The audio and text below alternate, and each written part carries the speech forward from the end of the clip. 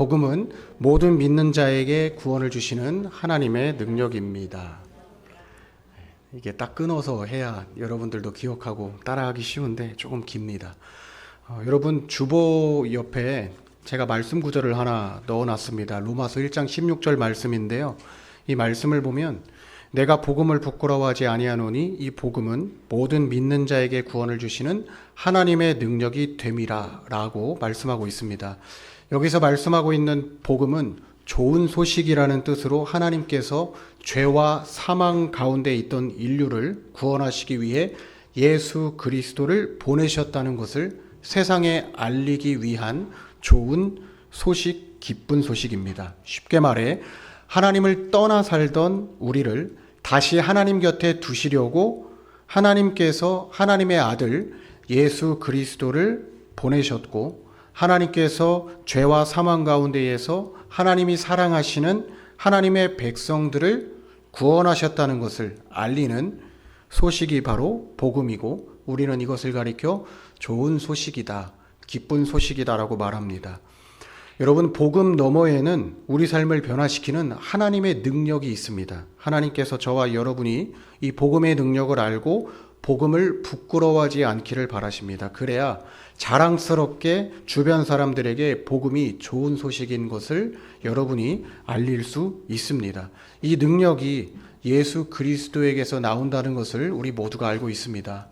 그리스도께서 십자가에 죽으시고 부활하셨다라는 것은 우리가 세상에 자랑해야 할 복음에 담겨져 있는 내용이라 할 수 있습니다. 여기서 비롯된 복음의 능력은 하나님과 단절된 삶을 살 수밖에 없는, 성경은 우리를 본질상 진노의 자녀라고도 말하는데, 이러한 삶을 살던 우리를 하나님께서 의롭다 여기실 수 있도록 돕는 능력입니다.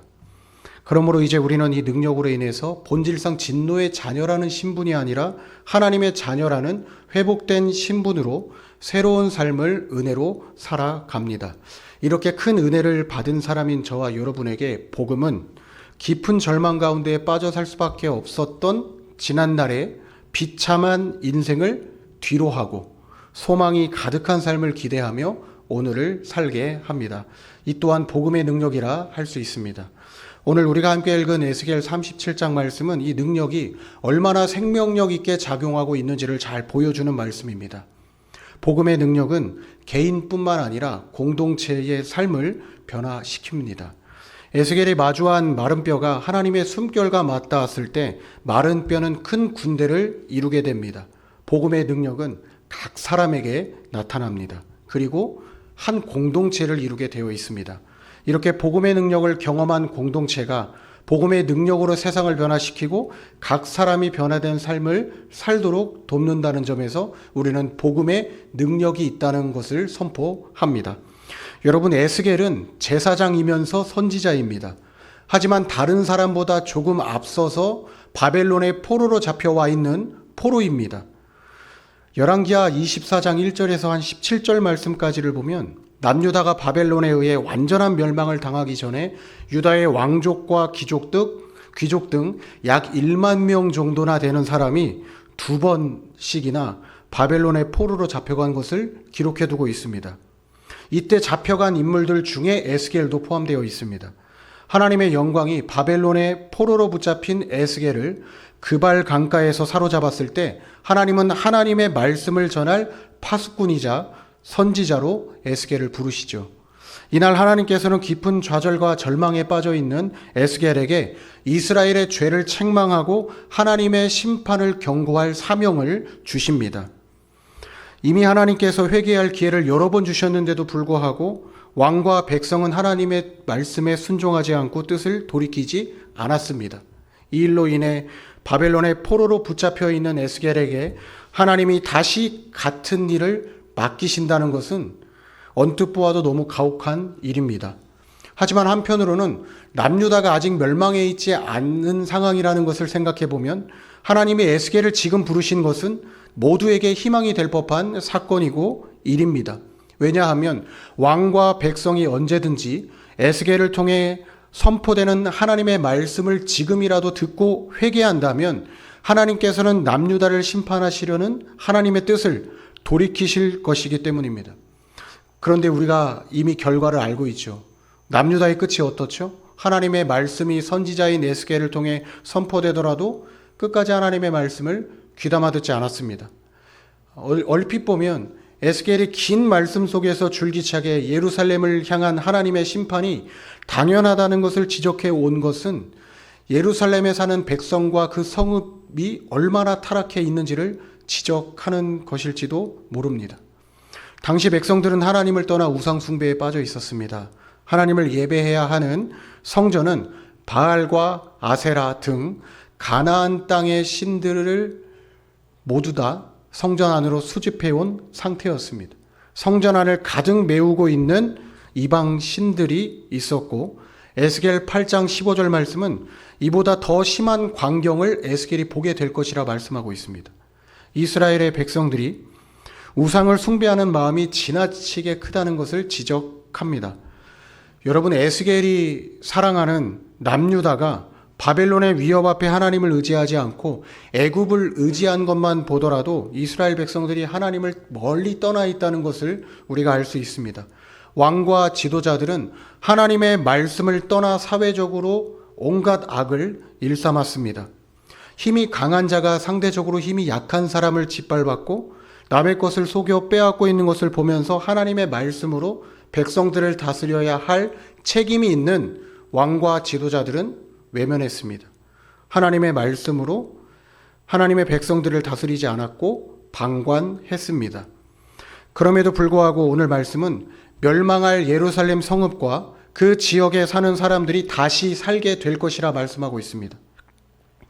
깊은 좌절과 절망에 빠진 에스겔 한 사람을 비롯해 바벨론에 흩어져 있는 하나님의 백성인 이스라엘 백성들 모두 하나님께서 하나님의 은혜로 새롭게 하신다는 것을 말씀하고 있습니다. 성경은 하나님이 이스라엘뿐만 아니라 암몬과 모압, 그리고 에돔과 블레셋 등 이스라엘을 괴롭히던 세계 열방까지도 심판하시는 분이 하나님이신 것을 말씀합니다. 그리고 누구든지 하나님의 음성을 귀 기울여 듣고 하나님께로 뜻을 돌이키면, 하나님의 말씀에 순종하면 하나님의 백성들을 위해서 아낌없이 하나님을 내어주실 수 있는 분이 하나님이신 것을 말씀합니다. 에스겔 37장 1절 말씀은요, 여호와께서 권능으로 내게 임재하시고 그의 영으로 나를 데리고 가서 골짜기 가운데 두셨는데 거기 뼈가 가득하더라라고 말씀하고 있습니다. 여러분, 하나님의 영이 예언자를 사로잡았을 때, 이 선지자인 에스겔을 사로잡았을 때 에스겔이 마주한 것은 크고 화려한 궁정, 회복된 예루살렘의 모습이 아니었습니다. 뼈가 가득한 곳이었고 어떻게 보면 절망이 가득한 곳이었습니다. 이어지는 2절 말씀을 보더라도 하나님께서 선지자를 데려가신 곳이 보통 심각한 곳이 아니라는 것을 우리가 알 수 있습니다. 사방을 둘러봐도 치이는 것이 온통 마른 뼈뿐입니다. 그런데 이 뼈들을 가리켜 하나님께서 뜬금없이 에스겔에게 말씀하시죠. 인자야, 이 뼈들이 능히 살 수 있겠느냐라고 여쭤보십니다. 저는 이 말씀을 보는데 에스겔의 대답이 너무 탁월한 거예요. 에스겔이 얼마나 지혜롭게 대답하는지 모릅니다. 여러분, 성경 한번 보시겠어요? 뭐라고 대답하죠? 주 여호와여, 주께서 아시나이다. 내가 몰라요. 하나님 아시잖아요. 어떻게 보면 책임을 넘기는 대답이고요. 어떻게 보면 너무 현명한 대답이에요. 왜냐하면 하나님의 그 가능성을 에스겔이 알고 선포하는 것이기 때문입니다. 우리는 여기서 하나님의 질문에 대한 에스겔의 대답이 이 뼈들이 능히 살 수 있다는 것을 에스겔이 믿는다고 말하는 것인지, 아니면 이 뼈들이 능히 살 수 없는 것을 하나님이 아시지 않냐고 말하는 것인지 알 수 없습니다. 다만 하나님께서 이 뼈들을 능히 살리실 수 있는 분이시라는 것은 분명하게 알 수 있습니다. 여러분, 에스겔은 그저 하나님의 명령을 따라 하나님의 말씀을 대언할 뿐입니다. 하나님이 말씀하신 대로 하나님의 말씀을 가서 선포할 뿐입니다. 에스겔이 대언한 하나님의 말씀은 내가 생기를 너희에게 들어가게 하리니 너희가 살아나리라 라는 말씀이죠.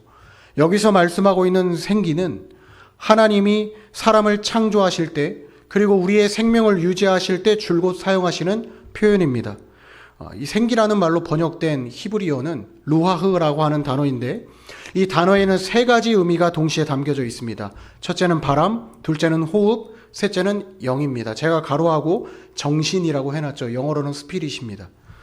어디로부터 와서 어디로 가는지 알지 못한다는 점에서 바람과 같고, 생명을 새롭게 한다는 점에서 하나님의 숨결이고 하나님의 영입니다. 여러분, 이 세 가지 의미의 공통적인 특징이 있다면 모두 생명을 창조하고 생명을 보존하는 능력이 있다는 것입니다. 약간의 혼란스러움이 있겠지만 잘 집중해서 들어봐 주시면 좋겠습니다. 같은 단어가 사용된 창세기 2장 7절 말씀을 보면 하나님이 사람의 코에 생기를 불어넣으실 때 사람이 살아있는 존재가 됩니다. 시편 104편 30절에 기록된 말씀을 보면 주의 영을 보내어 그들을 창조하사 지면을 새롭게 하시나이다 라는 말씀이 기록되어 있는데, 흙으로 와서 흙으로 돌아가는 사람을 하나님의 영이 새롭게 하고 보존한다는 것을 여기서 말씀합니다. 요한복음 3장 8절 말씀에서는 바람이 임의로 불매 내가 그 소리는 들어도 어디서 와서 어디로 가는지 알지 못하나니 성령으로 난 사람도 다 그러하니라 라고 말씀합니다. 예수님이 니고데모에게 말씀하실 때도 하나님의 영은, 이 루아흐는 거듭난 하나님의 사람을 가리켜 말했습니다. 이처럼 하나님의 영이신 성령이 우리를 새롭게 변화시키고 우리 삶을 악에서 보호하시고 보존하십니다. 생기가 없는 상태의 마른 뼈는 제 아무리 힘줄이 있고 살가죽이 있어도 시체입니다. 하나님은 이스라엘 백성들의 상태를 진작 마른 뼈와 같다고 여기셨습니다. 그래서 에스겔 선지자를 크고 화려한 궁정이나 회복된 성전이 있는 곳이 아니라 마른 뼈가 한가득한 그곳에 인도하신 거죠. 마른 뼈를 향해 하나님의 말씀을 대언하라 하신 것입니다. 이때 하나님께서 에스겔 선지자에게 대언하라 하신 말씀이 뭐였죠? 내가 생기를 너희에게 들어가게 하리니 너희가 살아나리라 라는 말씀이죠. 그런데 이 말씀만 대언한 것이 아닙니다. 6절 말씀을 여러분 한번 보시겠어요? 너희 위에 힘줄을 두고 살을 입히고 가죽으로 덮고 너희 속에 생기를 넣으리니 너희가 살아나리라.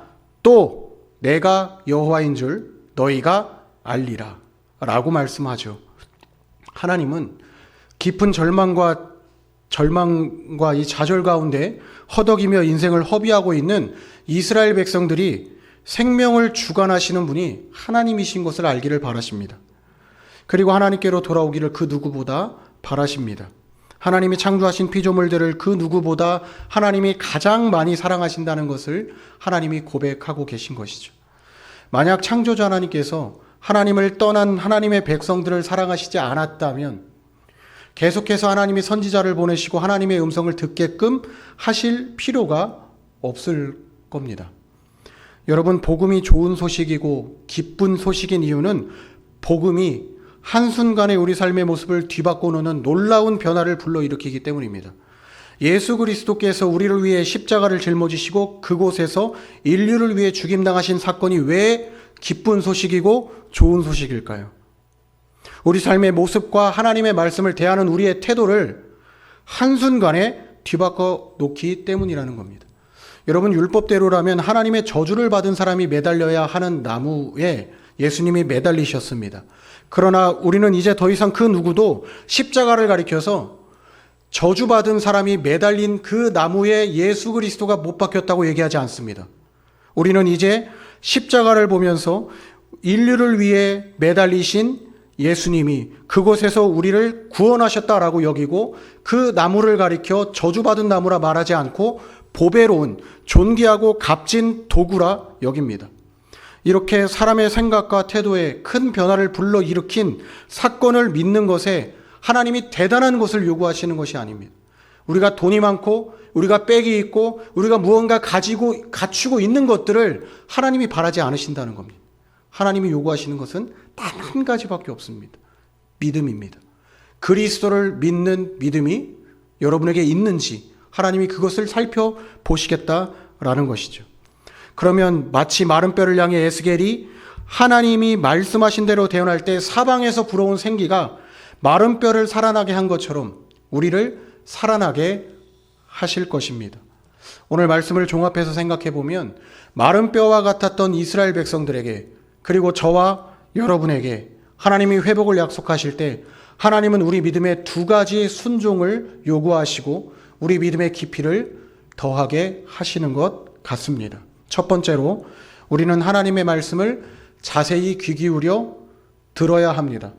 말씀을 듣는다는 것은 단순히 우리가 귀를 열어 듣는 것이 아닙니다. 하나님의 말씀을 귀로 들었다면 반드시 반응해야 합니다. 쉽게 말해 기꺼이 순종할 수 있는 이후의 삶이 있어야 한다는 겁니다. 에스겔 선지자는 마른 뼈를 향해 대언하라는 하나님의 말씀을 듣고 끝나지 않았습니다. 하나님이 말씀하신 대로 마른 뼈를 향해 대언했습니다. 생기가 너희 가운데 들어가게 될 것이라고 선포했습니다. 하나님의 말씀에 순종할 때 마른 뼈가 살아났습니다. 하나님의 말씀을, 우리를 살게 하는 복음을 여러분 마음에 믿음으로 받아들이실 수 있길 바랍니다. 하나님의 말씀에는 마른 뼈와 같은 저와 여러분을 살리는 힘이 있습니다. 그러므로 복음이 여러분을 반드시 통과해야 합니다. 이 통과해야 한다는 것은 하나님의 말씀을 읽고 귀로 들었을 때 이 말씀이 나의 삶에 부딪혀야 된다는 겁니다. 그저 교회에 와서 좋은 말씀 듣고 돌아가는 것이 아니라 이 말씀을 듣고 내가 회개해야 할 것이 무엇이고 내 삶에 어떤 변화를 결단해야 하는지 반응해야 한다는 겁니다. 여러분, 이런 삶을 추구하고 이런 삶을 우리가 살아가겠다고 할 때 우리 안에 믿음이 자라납니다. 우리가 이 믿음을 하나님께서 주시기를 기도해야 합니다. 거듭 말씀드리지만 뼈와 힘줄 그리고 살 가죽이 있으면 뭐 하겠습니까? 우리 안에 생기가 없으면 그것은 시체입니다. 저는 여러분과 여러분 곁에 있는 사람들, 양옆에 있는 분들 얼굴 한번 보시겠어요?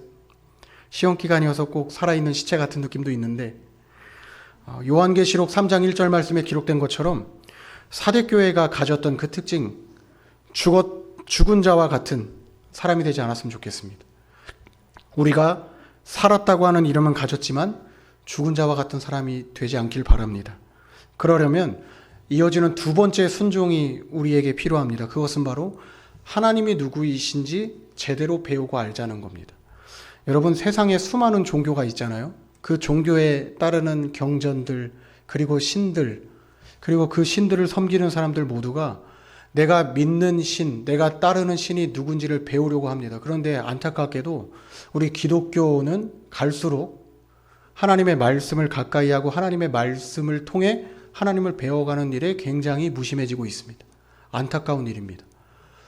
우리가 하나님을 믿는다고는 말하는데 하나님이 어떤 분이신지 알려고 하질 않아요. 일주일에 한 번 교회에 와서 설교를 통해 듣는 것으로 스스로 만족해합니다. 저는 여러분이 여기서 만족하지 않았으면 좋겠습니다. 하나님을 안다는 것은 단순히 하나님의 존재 자체를 인식하고 하나님이 살아계시구나 라고 끝내는 것이 아닙니다. 하나님과의 바른 관계 안에서 하나님이 어떤 분이신지 하나님의 성품을 알고 하나님을 전하는 삶을 살아냅니다. 그래서 혹 어떤 사람은 무너진 관계 안에서도 무조건적으로 용서할 수 있는 사람이 생기는가 하면 절망 가운데 빠져 있는 사람 같은데 희망을 말하는 사람이 있습니다. 그 사람의 비결이 무엇이겠어요? 하나님의 그 은혜를 아는 사람인 거죠. 하나님께 받은 은혜가 더 크다는 것을 알기 때문에 내 인생은 마른 뼈와 같아도 하나님을 자랑하고 하나님을 예배하며 기뻐할 수 있는 겁니다. 그 능력이 복음 안에 있습니다. 하나님은 마른 뼈와 같던 이스라엘이 군대를 이루게 하셨습니다. 그리고 놀라운 것은 마른 뼈와 같았던 이스라엘 백성들을 땅에 묻어두시지 않았습니다. 땅 한복판에 쌓아두셨죠. 언제든지 다시 살리기 위해서 하나님은 그곳에 이스라엘 백성들을 두셨습니다. 여러분, 한 사람의 삶을 회복시키는 것은 이스라엘 민족 삶의 전체를 회복시킨 것과 같습니다. 여러분 한 사람의 인생이 회복되면 여러분의 가정이 회복되고 여러분의 학교가 회복되며 여러분이 가는 학원, 여러분이 가는 그 길이 회복됩니다. 우리 인생이 지금 당장 마른 뼈와 같이 깊은 좌절과 절망에 빠진 인생 같아 보여도 하나님을 만난 우리 삶의 끝은 시작과 같지 않습니다. 누가 봐도 우리 인생의 시작이 너무 비참해 보여도 우리 끝은 더 크고 화려한 하나님의 영광이 기다리고 있습니다. 왜 그럴까요? 하나님이 저와 여러분을 사랑하시기 때문입니다. 그래서 하나님을 떠난 하나님이 창조하신 피조물들이 모두 구원받기를 바라시고 오늘도 하나님의 말씀을 통해 인류를 향한 하나님의 구원 계획을 부족한 저를 통해 그리고 여러 설교자들을 통해 전하고 계십니다. 저는 하나님의 이 구원 계획에 많은 사람들이 동참할 수 있었으면 좋겠고 저와 여러분이 이 일에 동참해서 하나님의 일을 이어갈 수 있었으면 좋겠습니다. 여러분, 우리는 스스로 의로워질 수 없습니다. 아무리 노력해도 우리는 스스로를 구원할 능력이 없습니다. 그래서 누군가의 도움이 필요합니다. 그분이 바로 예수 그리스도이십니다. 주님은 복음의 능력으로 죄와 사망의 권세 아래에서 살아가던 우리를 하나님의 나라에서 하나님의 자녀로 살아가도록 우리의 삶과 신분을 회복시켜 주셨습니다. 그러므로 먼저 저와 여러분이 복음의 능력을 믿고 하나님을 의지할 수 있길 바랍니다. 그리고 하나님께 죄인을 의롭게 하시는 복음의 능력이 있다는 것을 여러 사람들에게 선포할 수 있길 바랍니다. 누구든지 예수 그리스도를 믿는 자는 새로운 피조물로 거듭납니다. 이 능력이 하나님께 있고 복음에 있습니다. 오늘도 하나님은 마른 뼈와 같았던 저와 여러분을 서로 연결시키시고 하나님과 하나 되게 하신 것처럼 또 다른 곳에 흩어져 있는 마른 뼈를 찾고 계십니다. 그 마른 뼈가 여러분이 마음에 품은 전도 대상자일 수 있고 여러분이 기도하고 있는 여러분의 부모님일 수 있습니다. 그리고 이 뼈가 서로 연결되어 하나님과 하나 되게 하실 사람을 찾으십니다. 그 한 사람이 저와 여러분이면 좋겠습니다. 이렇게 세워진 믿음의 공동체를 통해 하나님은 이 땅에 주님이 주인 되시는 교회를 세워가십니다. 저와 여러분의 믿음이 그리고 삶의 작은 실천이 하나님을 기쁘시게 하고 세상을 변화시키는 데 쓰임받기를 기도합니다. 그리고 이 땅에 마른 뼈가 더 이상 남아나지 않도록 생기를 불어넣는데 힘쓰고 기도하는 하나님의 자녀들이 더욱 가득해지기를 축원합니다. 기도하겠습니다. 사랑의 하나님, 오늘 말씀을 통해 복음의 능력을 다시 깨닫게 하시니 감사합니다. 우리 안에 마른 뼈와 같이 살아있으나 살아있다고 말할 수 없는 연약함이 있습니다. 주님, 다시 하나님의 생기를 불어넣어 주셔서 우리가 살게 하여 주옵소서. 우리가 말씀을 듣기만 하는 자가 아니라 말씀에 반응하고 순종하는 사람이 되어 하나님을 아는 지식으로 우리의 삶을 새롭게 하고 우리 안에 절망을 소망으로 바꾸는 사람이 되기를 기도합니다. 우리 귀는 하나님의 말씀에 더욱 민감하게 반응하게 하시고 우리 입술은 복음을 담대히 전하게 하시며 우리 삶은 하나님의 살아계심을 드러내는 통로가 되게 하옵소서. 예수 그리스도의 복음이 우리 마음에 깊이 새겨지게 하시고 우리의 입술을 통해 또 다른 이들에게 복음의 능력이 전해지기를 원합니다. 오늘도 생기를 기다리는 이 땅의 수많은 마른 뼈들 위에 주님의 성령을 부어주시고 우리 공동체가 그들을 향해 복음을 전하는 에스겔과 같은 파수꾼이 되게 하옵소서. 오늘도 주님이 기뻐하시는 교회로 자녀로 세워지기를 소망하며 예수 그리스도의 이름으로 기도합니다. 아멘.